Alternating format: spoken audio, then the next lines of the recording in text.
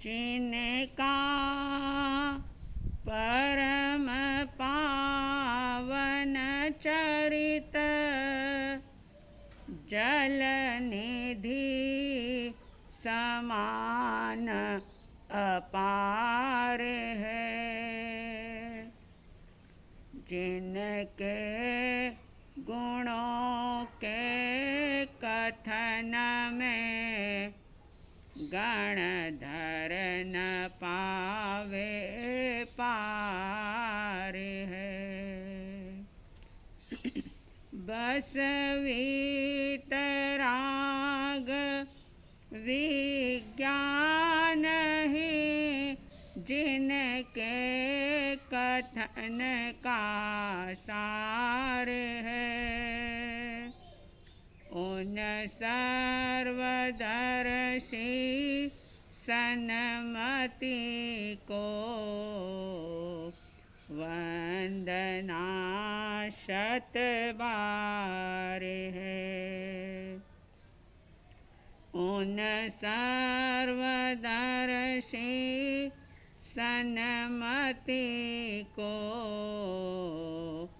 वंदना शत बार है।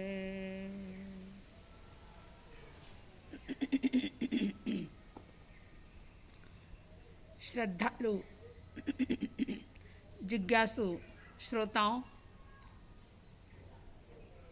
आत्मसिद्धि शास्त्र जो श्रीमद् राजचंद्र जी के द्वारा रचा गया, उनके द्वारा लिखा गया, आत्मा का पता देने वाला, आत्मा का बोध देने वाला, ऐसा ये आत्मसिद्धि शास्त्र जिसका स्वाध्याय चर्चा चल रही है। इस चर्चा के अंतर्गत आप सुन रहे थे सम्यक दर्शन के 6 स्थानकों का विस्तृत विवेचन इसके अंदर किया गया, जिसमें से 4 बातें, पहला आत्मा है, यानी आत्मा का अस्तित्व है, आत्मा नित्य है, आत्मा कर्म का कर्ता है,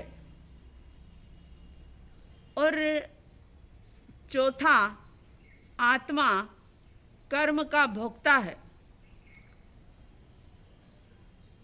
आत्मा के अस्तित्व को, आत्मा की नित्यता को और आत्मा करता है इस बात को जान लेने के बाद, मान लेने के बाद, श्रद्धा कर लेने के बाद जिज्ञासु सवाल करता है कि करता है आत्मा, ये तो हम मान लेते हैं, ये बात समझ में आ जाती है, लेकिन आत्मा कर्म का भोक्ता है, ये बात जल्दी समझ में नहीं आती। और इसी संदर्भ में शिष्य ने 3 गाथाओं के अंदर अपनी जिज्ञासाएं प्रस्तुत की है। मैंने ये बात आपको पहले भी बताई थी कि आत्मसिद्धि शास्त्र की रचना जिस समय हुई, तब कोई भी ऐसा जिज्ञासु शिष्य या जिज्ञासा करने वाला व्यक्ति श्रीमद् जी के सामने उपस्थित नहीं था, लेकिन मानव मन के पारखी, दीर्घ दृष्टा, आत्मज्ञानी ऐसे श्रीमद् जी ने ये जान लिया था, अनुभव कर लिया था कि इस बात को सुनकर के कैसी जिज्ञासा, कैसे सवाल किसी भी व्यक्ति के मन में उत्पन्न हो सकते हैं। तो उन्होंने उन सवालों को प्रस्तुत किया और उन सवालों का उत्तर भी दिया, शंकाओं का समाधान भी किया। पिछली 3 गाथाओं में आत्मा कर्म का भोक्ता है, इस बात को लेकर के जिज्ञासाएं प्रस्तुत की गई। और अब 82वीं गाथा से 5 गाथाओं तक आत्मा कर्म का भोक्ता कैसे होता है, इस बात को सिद्ध किया जा रहा है। 81 गाथा पूरी हुई थी। 82वीं गाथा में श्रीमद जी कहते हैं, भाव कर्म निज कल्पना माटे चेतन रूप जीव वीर्य निस्फुरणा ग्रहण करे जड़ धूप। इसमें श्रीमद जी ने कहा कि भाव कर्म निज कल्पना, बहुत ही समझने जैसी बात कि भाव कर्म के बिना द्रव्य कर्म नहीं होते और द्रव्य कर्म के बिना नो कर्म नहीं होते। 8 कर्म जिसे द्रव्य कर्म कहा गया, लेकिन वे द्रव्य कर्म भाव कर्म के बिना नहीं होते और भाव कर्म आत्मा का विभाव रूप होता है। जब कोई भी जीवात्मा अपने स्वभाव में, मतलब अपने ज्ञान में, दर्शन में, आनंद में जब वो नहीं रहती और जो अभी कर्म का उदय चल रहा है और उस कर्म के उदय से जो नो कर्म, कर्म का उदय यानी नो कर्म, नो कर्म का मतलब जो संयोग प्राप्त हुए हैं, चाहे वो संयोग शरीर के रूप में मिला हो, शरीर से जुड़ी हुई सारी चीज़ों के रूप में मिला हो, रिश्ते नाते पद प्रतिष्ठा कोठी बंगला जो जो भी मिला है वो सारा एक प्रकार से शुभ या अशुभ कर्मों का उदय है। और जब द्रव्य कर्म का उदय होता है तो भाव यानी भाव कर्म से द्रव्य कर्म होता है और द्रव्य कर्म का जब उदय होता है तो नो कर्म संयोग के रूप में प्राप्त होते हैं। अब जब संयोग के रूप में नो कर्म यानी ये सारे संयोग जब प्राप्त होते हैं तो ये जीवात्मा क्या करती है, फिर से उन व्यक्ति वस्तु परिस्थितियों को लेकर के, उन संयोगों को लेकर के या तो राग करती है या द्वेष करती है। क्योंकि जब तक मिथ्यात्व का अस्तित्व रहता है, जब तक मिथ्यात्व इस जीवात्मा के साथ रहता है, तब तक ये जीवात्मा राग द्वेष कषाय करती रहती है। और जैसा कि आप जानते हैं कि अगर शरीर पर या कपड़े पर कोई चिकनाहट लगी हुई हो, कोई घी तेल या चिकना पदार्थ अगर लगाया हुआ हो तो उसके ऊपर धूल मिट्टी बहुत जल्दी बैठ जाती है, जम जाती है। ठीक इसी तरह से जब मिथ्यात्व के कारण से जीव प्राप्त परिस्थितियों में राग और द्वेष करता है, कषाय करता है, तो ये राग द्वेष कषाय एक प्रकार से स्निग्ध की तरह होते हैं, यानी चिकनाई की तरह होते हैं। और जैसे ही राग द्वेष कषाय हुआ कि उस जीवात्मा के आसपास जितनी भी कर्म वर्गणा है वे द्रव्य कर्म के रूप में आत्मा के साथ बंध जाती है, जिसे हम ये कह सकते हैं कि अपने भाव कर्म से ये जीवात्मा द्रव्य कर्म का आश्रव करती है।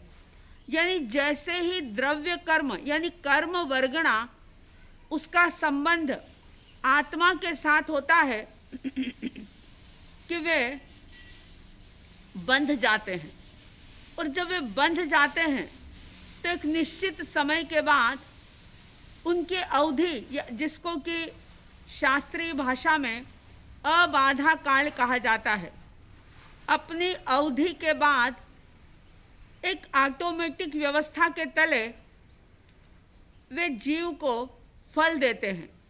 और फल प्राप्त किस रूप में होता है?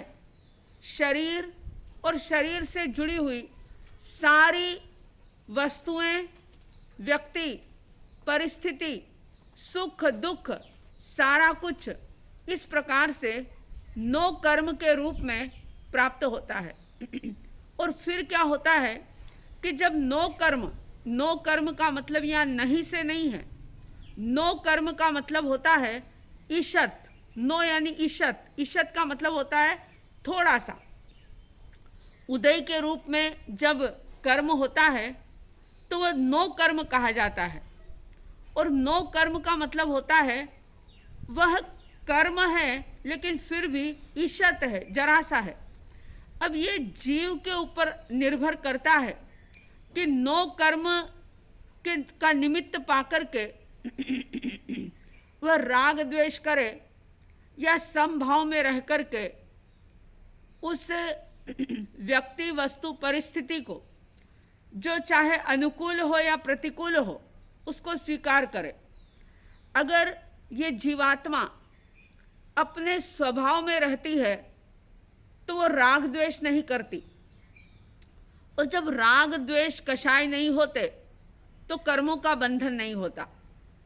इसलिए श्रीमद जी कह रहे हैं कि भाव कर्म निज कल्पना, निज यानी स्वयं की कल्पना है ये भाव, क्योंकि पुद्गल के अंदर, कर्मों के अंदर भाव नहीं होते। कर्म यानी पुद्गल, और पुद्गल में भाव नहीं होते। पुद्गलों में वर्ण, गंध, रस, स्पर्श का गुण होता है, लेकिन भाव ये जीव के ही पास होते हैं।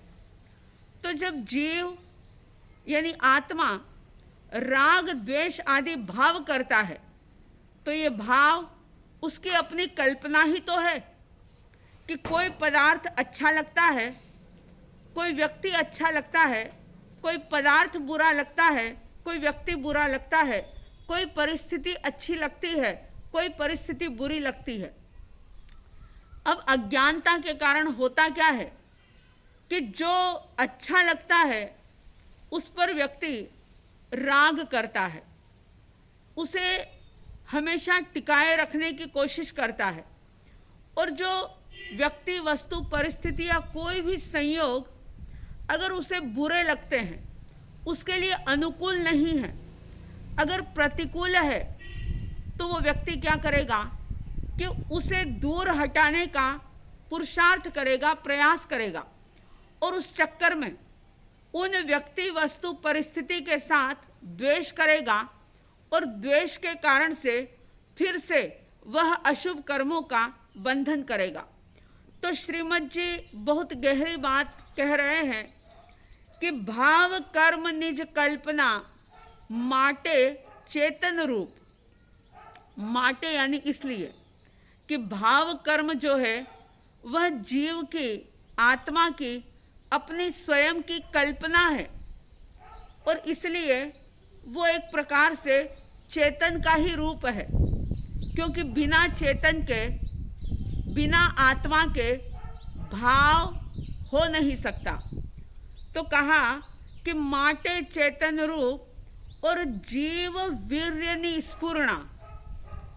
जब राग द्वेष कषाय मिथ्यात्व के कारण से जीव करता है तो क्या होता है कि जीव वीर्य की स्फुरणा, अपने ही वीर्य से, अपनी ही शक्ति से, उसकी शक्ति राग द्वेष कषाय के अंदर जब स्फुरित होती है, प्रयोग होता है उसका, वो उस राग द्वेष कषाय के अंदर लगती है मिथ्यात्व के कारण से, तो क्या होता है कि ग्रहण करे जड़ धूप। उस अवस्था के अंदर यही जीवात्मा जड़ धूप यानी कि रज कण के रूप में पुद्गलों को ग्रहण करता है। बिना भाव के यानी भाव कर्म के द्रव्य कर्म नहीं होता, और भाव तो हमेशा रहते हैं, लेकिन वे भाव विभाव रूप में मिथ्यात्व के कारण से होते हैं। जिसका मिथ्यात्व चला गया, जिसने सम्यक दर्शन का स्पर्श कर लिया, सम्यक दर्शन को उपलब्ध कर लिया, ऐसा सम्यक दर्शी ज्ञानी जीव भाव तो करता है लेकिन विभाव में नहीं जाता।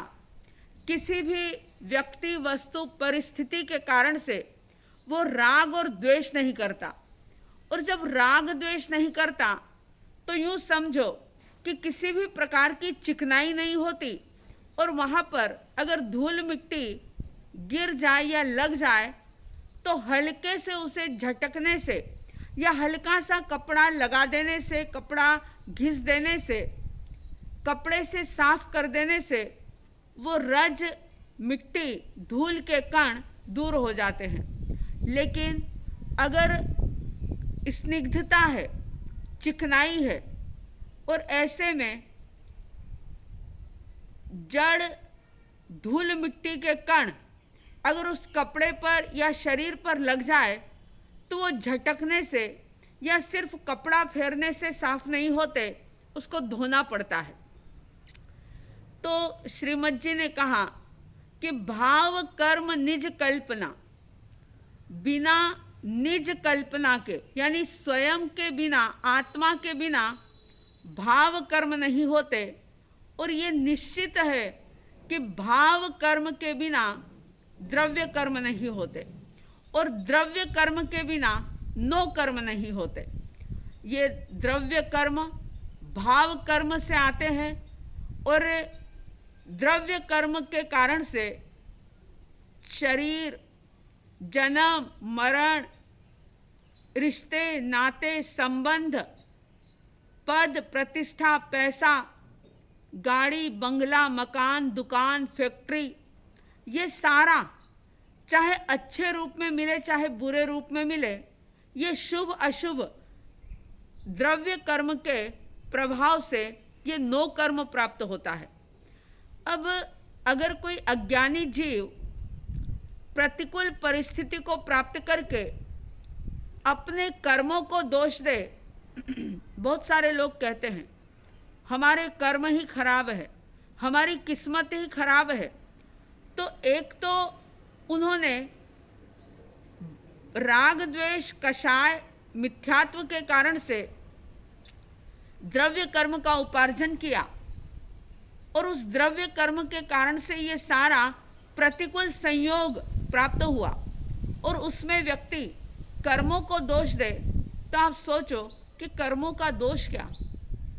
कर्म बिना बुलाए नहीं आए, उसमें निमित्त हमारे भाव कर्म बने, और भाव कर्म के निमित्त से द्रव्य कर्म, उसका संबंध आत्मा के साथ हुआ। लेकिन सबसे बड़ा अज्ञान ये कि व्यक्ति अपने स्वयं की भूल को नहीं देखता, वह हर जिम्मेदारी दूसरों के ऊपर डालता है। अगर सुखी है तो बड़े गर्व से कहता है कि मैं अपनी मेहनत से सुखी हूँ, मैंने मेहनत की, मैंने पैसा कमाया, मैंने ये सब कुछ बनाया, इसलिए मैं सुखी हूँ। लेकिन वो भूल जाता है कि अगर दुख उसके जीवन में आता है तो वो ये नहीं कहता कि इस दुख का जिम्मेदार मैं हूँ। भाव कर्म के कारण से मैंने ही द्रव्य कर्म उपार्जित किए थे, और उन द्रव्य कर्मों का ही ये परिणाम है जो मुझे अनुकूल या प्रतिकूल संयोगों के रूप में प्राप्त हो रहे हैं। अगर ये इतनी सी बात जीवात्मा को समझ में आ जाए कि मैंने जब जब भी राग किया, द्वेष किया, क्रोध किया, अहंकार किया, छल कपट किया, लोभ लालच किया, जब जब भी ये विभाव दशा के अंदर में गया कि मैंने द्रव्य कर्मों का उपार्जन किया। और आपको सुनकर के आश्चर्य होगा कि 2400 घंटे प्रति समय समय काल की बहुत सूक्ष्म इकाई है। एक आंख की पलक झपकते हैं, उतनी देर में असंख्यात समय बीत जाते हैं। और परमात्मा का ये कथन है कि अज्ञान अवस्था में, विभाव दशा में ये जीवात्मा प्रति समय 7 या 8 कर्मों का बंध करता रहता है।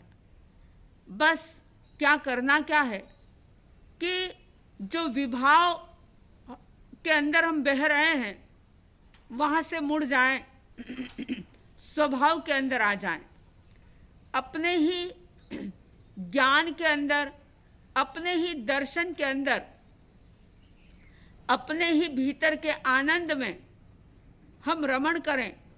और बाहर में जो भी अनुकूल प्रतिकूल संयोग प्राप्त हो रहे हैं उन संयोगों को शाश्वत ना मानते हुए, वह आनी जानी है, टेम्पररी है, ऐसा मान करके ज्ञाता दृष्टा भाव, एक साक्षी भाव का अभ्यास करें।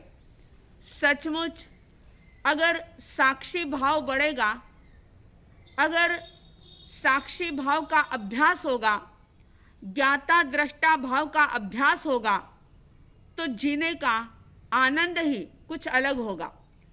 भाव कर्म रुकेंगे, भाव कर्म के कारण से द्रव्य कर्म रुकेंगे, और जब द्रव्य कर्म का आश्रव नहीं होगा तो भला बंध कैसे होगा। अगर आप भी चाहते हैं कि हम मोक्ष मार्ग की ओर तेजी से आगे बढ़ें तो अपने भावों पर नियंत्रण कीजिए। और अगर वर्तमान जीवन में जो कोई भी विपरीत परिस्थितियां पैदा हो रही है तो उसका जिम्मेदार कर्म को मत मानो, बल्कि स्वयं के भाव कर्म को, यानी स्वयं को ही उसका जिम्मेदार मानते हुए समभाव का अभ्यास करो। सबके जीवन में समत्व योग की साधना बढ़े, ऐसी साध्वी द्वय की तरफ से हार्दिक हार्दिक शुभ मंगल भावनाओं के साथ जय प्रभु महावीर, जय गुरु आनंद।